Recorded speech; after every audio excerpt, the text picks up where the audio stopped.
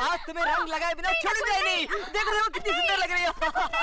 संगीता। नहीं ना, नकुल नहीं। नकुल, ये तुमने क्या किया? मेरे पिताजी मेरे चेहरे पर ये रंग देखेंगे तो मुझे मार डालेंगे। होली के रंग का ना दोस्त बुरा मानता है ना दुश्मन। जाकर अपने पिताजी से कहना कि मैं तुम्हें बहुत प्यार करता हूँ। नहीं नकुल, हमारा प्यार नदी के दो किनारे हैं जो कभी नहीं मिल सकते। कौन कहता है कि नदी के किनारे नहीं मिल सकते? जरूरत है तो सिर्फ एक पुल बांधने की। हम दोनों परिवारों के बीच अपने प्यार का पुल जरूर बांधेंगे। पुल तब बनते हैं नकुल जब किनारे एक जैसे हों। तुम्हारे भैया के उसूल और मेरे पिताजी पत्थर के बने हैं। कुछ भी हो, जीत सिर्फ प्यार की ही होगी।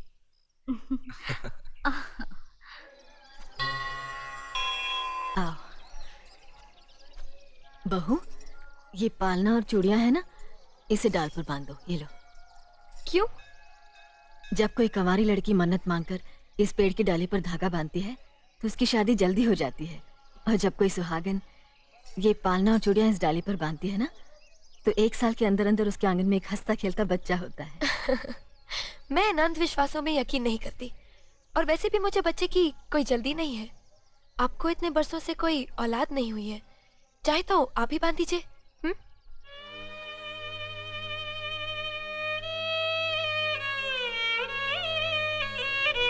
इसे क्षमा कर देना देवी माँ। अभी ये बच्ची है ना, इसलिए कुछ नहीं समझती। इसकी जगह हम आपसे प्रार्थना करते हैं कि जल्द से जल्द हमारी देवरानी की गोद में एक चांद सा बेटा दे देना। जय माता।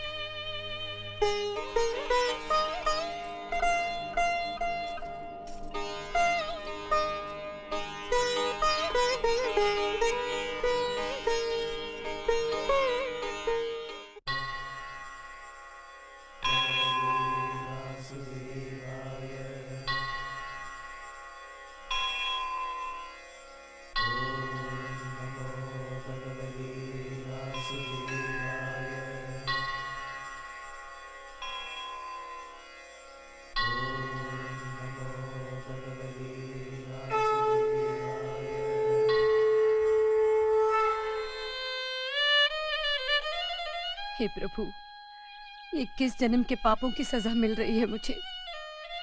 पिछले 17 साल से तेरे दर्शन नहीं कर पा रही हूँ। 1 साल और तेरी सीढ़ियों तक आकर वापस लौट जाऊंगी। बस प्रभु, मेरे बेटे के गुनाहों को माफ कर दो, उसे सही रास्ता दिखाओ।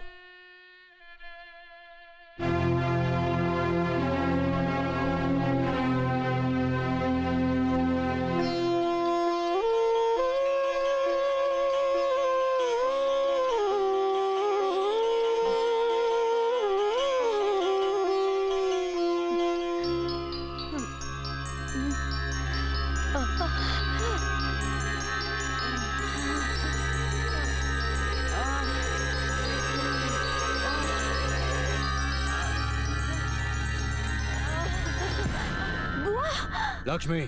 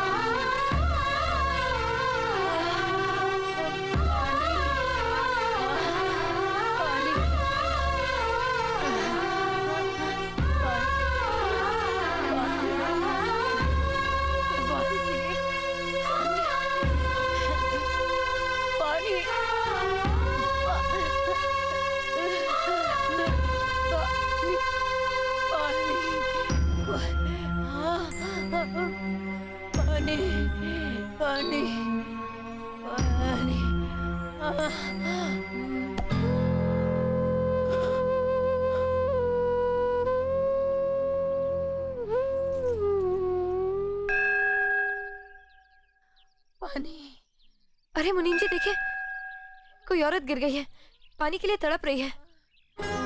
पानी, पानी। बहुरानी मत जाइए। क्यों? इनकी कोई मदद नहीं कर सकता क्योंकि बिरादरी से इनके परिवार का बहिष्कार किया गया है। What nonsense! एक औरत प्यास से तड़प कर मर रही है और लोग अपना नियम निभाते रहेंगे। क्या बेहुदा नियम है ये। मीना मुनीम जी सही कह रहे हैं। ये स्वर्गीय पिताजी का किया हुआ फैसला, इसे कोई तोड़ नहीं सकता। पानी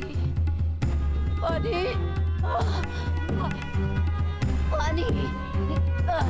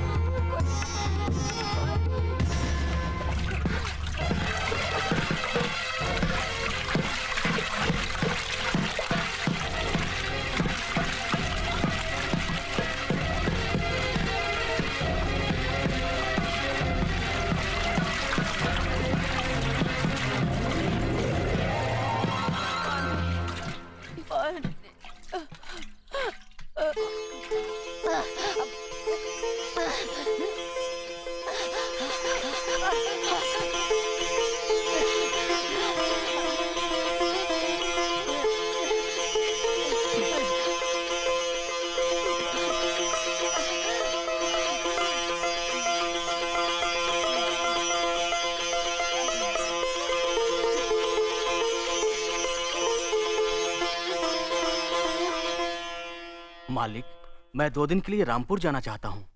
इसमें पूछने की क्या बात है मुनीम जी? सुनो, 1 गिलास पानी देना। क्या? 1 गिलास पानी ले आओ। ना तो मैं आपकी नौकरानी हूँ और ना ही आपका छोटा भाई जो आपका हुक्म सुनते ही दौड़कर आपके लिए गिलास पानी ले आऊं। मेरे बाप के घर में मेरे एक इशारे पर 10 नौकर हाथ बांधे खड़े रहते थे। ये मत भूलिए कि मैं एक अमीर बाप की एक लौती बेटी हूँ। आप तो उम्र में बड़े हैं ना, किससे किस तरह की बात की जाती है इतनी तमीज तो आपको आनी चाहिए। Mind it.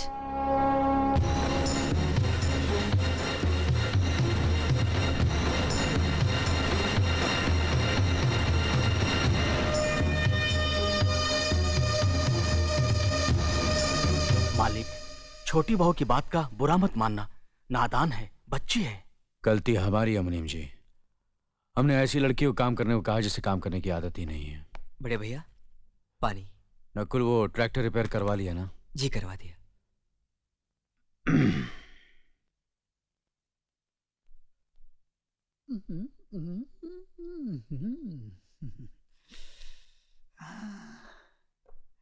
नमस्ते मास्टरनी जी।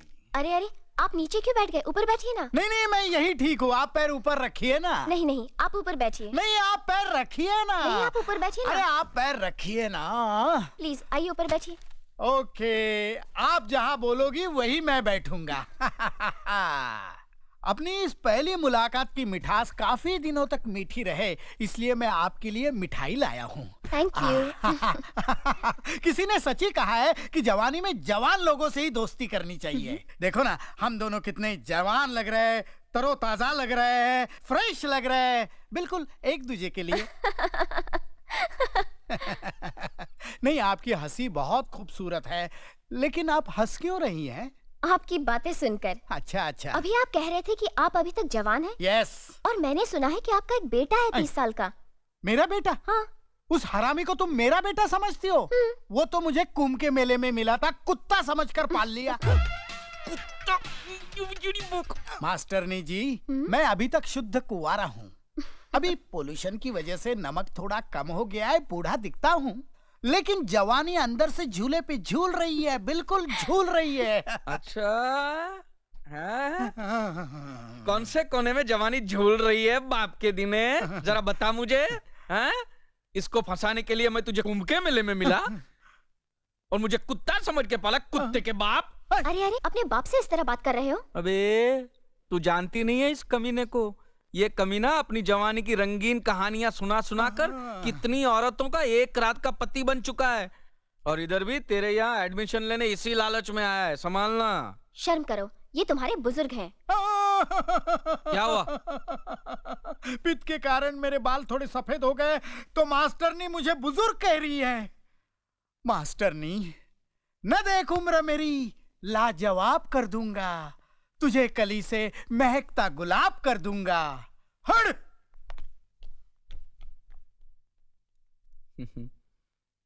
तुम तो दरिया हो, समंदर हो। तुम्हारे अंदर पहले से ही INS अर्जुन नाम का जहाज डूब चुका है। फिर ये मेरे बाप जैसी छोटी मोटी कश्तियां डुबोने से क्या मिलेगा? छोड़ दो बेचारे को, माफ करो, आगे बढ़ो, जाओ। अजीब बाप बेटे हैं।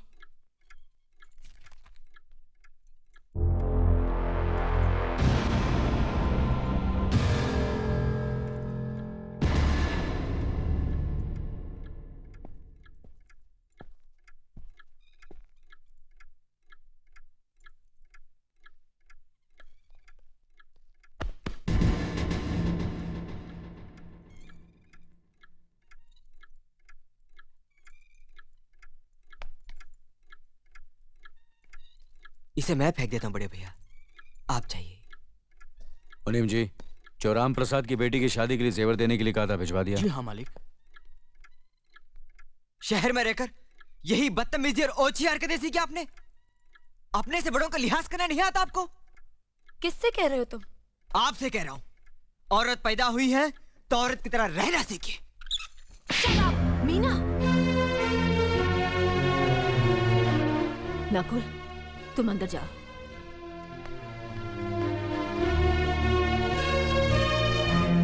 पागल हो गई हो तुम? औरत होकर एक मर्द पर हाथ उठाती हो? इतनी ऊंची घराने की बहू होकर ऐसी नीच हरकत, शर्म नहीं आई तुम्हें? कौन सा ऊंचा घराना? ये जहाँ सिर्फ एक आदमी राजा है और बाकी सब उसके गुलाम। मीना, चिल्लाइए मत। आप मेरी सास नहीं है। जिस तरह आप इस घर की बहू हैं, वैसे मैं भी हूँ। बहू हो तो बहू की मर्यादा में रहो। मर्यादा की रस्सी में तो आप जैसी जाहिल और गवार औरतें बनती हैं। मुझ जैसी पढ़ी लिखी मॉडर्न जमाने की लड़की नहीं। Uneducated idiots. Excuse me. I am not an illiterate. I am a graduate from the University of Allahabad. I am aware of the modernization of women, but I have not forgotten my culture, my customs, my traditions and my values. And most of all, I'll never ever forget that I am an Indian woman. Modern जमाने की औरत भी औरत ही होती है। उसे भी मर्द ही ब्याह कर ले जाता है, मर्द को ब्याह कर वो नहीं ले जाती। जमाने ख्याल और लिबास बदल देते हैं, औरत की शरीर की बनावट नहीं। लोग तुम्हारे ख्याल की लड़कियों को लज्जत का सामान भले ही समझते हो, इज्जत के काबिल कोई नहीं समझता। इज्जत आज भी उन्हीं औरतों की होती है जिनकी आंखों में हया हो, लाज हो, शर्म हो। हम नहीं कहते कि तुम बंदिशों में रहो, लेकिन अपने दायरे की सीमा को मत भूलो। लड़की जब अपने माँ बाप के घर होती है, तब उसके कांधों पर अपने ही घर की इज्जत का बोझ होता है। लेकिन जब वो बहू बनकर ससुराल जाती है, तब उसके कांधों पर एक नहीं 2 परिवारों की इज्जत का बोझ होता है। आज जिस तरह तुमने नकुल को तमाचा मारा है, अगर उसी तरह उसका भी हाथ उठ जाता तो तुम्हारी क्या इज्जत रह जाती? कभी सोचा तुमने? क्या बात है मीना?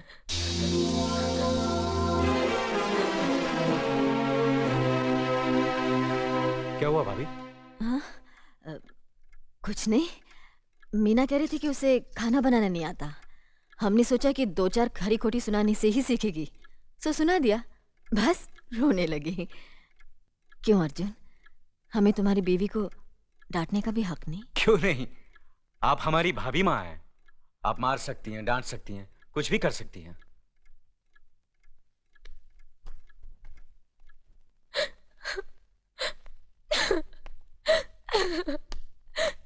मैंने भूल की जो मैं लोगों के बीच आ गई। मेरी तो इस घर में कोई इज्जत ही नहीं है। जब देखो तो सब मेरी इंसल्ट करते रहते हैं। मैं कब से रो रही हूँ, तुम पूछ भी नहीं रहे हो कि मैं क्यों रो रही हूँ। बेकार रो रही है तो कौन पूछेगा? अच्छा, तो मैं तुम्हारे लिए और इस घर के लिए बेकार हो गई हूँ। अरे बेकार तो तुम हो गए अपने परिवार के बीच में रहकर। मैं कब से बोले जा रही हूँ और तुम हो के सुन ही नहीं रहे हो। इंसान की चीख सुनकर लोग शुभ अशुभ का विचार करते हैं, लेकिन जब मेंढकी को जुकाम होता है, उसकी चीख की कोई परवाह नहीं करता।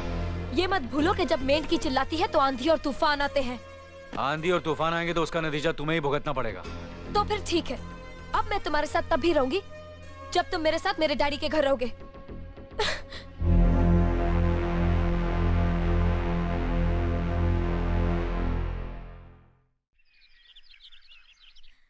हमारी मीना बहुत प्यारी बच्ची है, लेकिन उसमें अभी भी बचपना है। हमारे तौर तरीकों को नहीं जानती है ना। लेकिन आहिस्ता आहिस्ता हम उसे सब सिखा देंगे।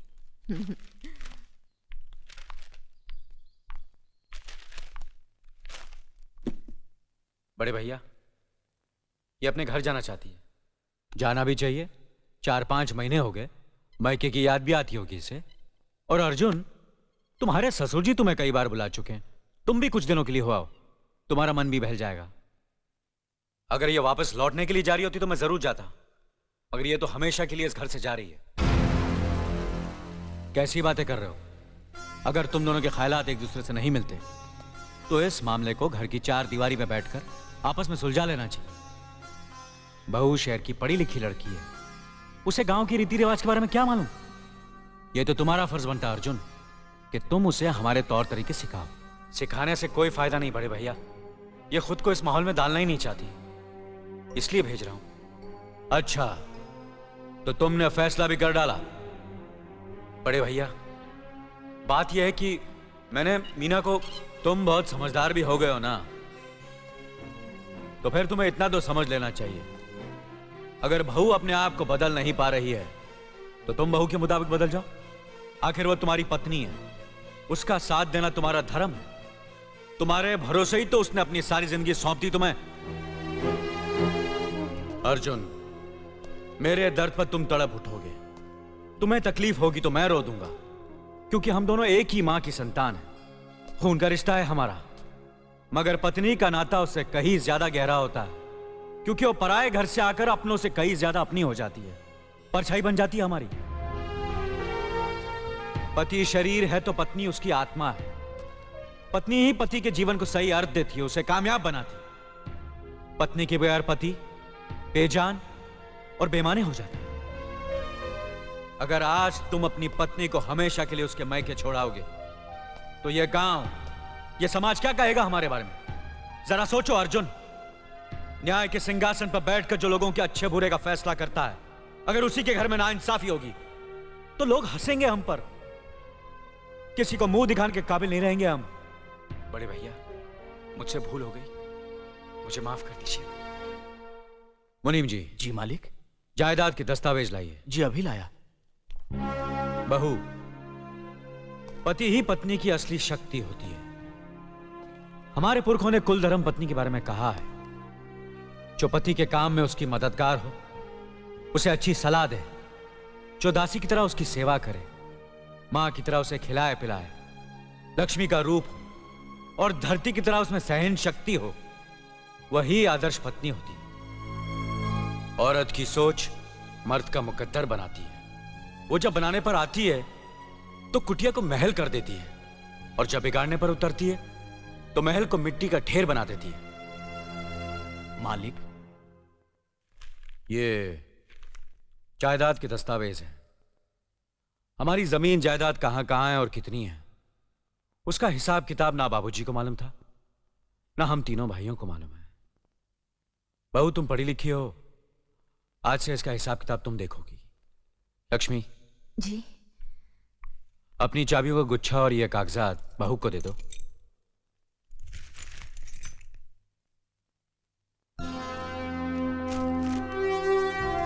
आज से तुम इस घर की मालकिन हो। तुम जहां कहोगी, जिस कागज पर कहोगी, हम तीनों भाई चुपचाप आंख बंद करके दस्तखत कर देंगे। जैसा कहोगी वैसा ही करेंगे। बस एक ही विनती है बहू, हम तीनों भाइयों को अलग करने का ख्याल अपने मन में कभी आने मत देना।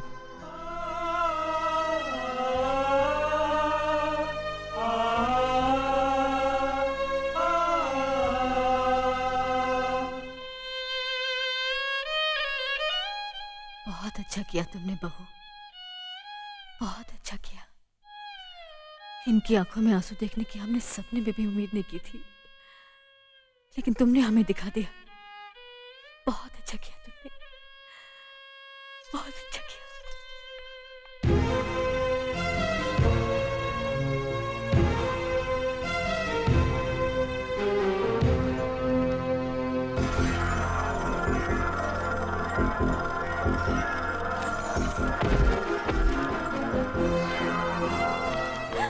मीना, मीना, क्या हुआ बहू? मीना, मनी जी जल्दी से डॉक्टर को बुलाइए।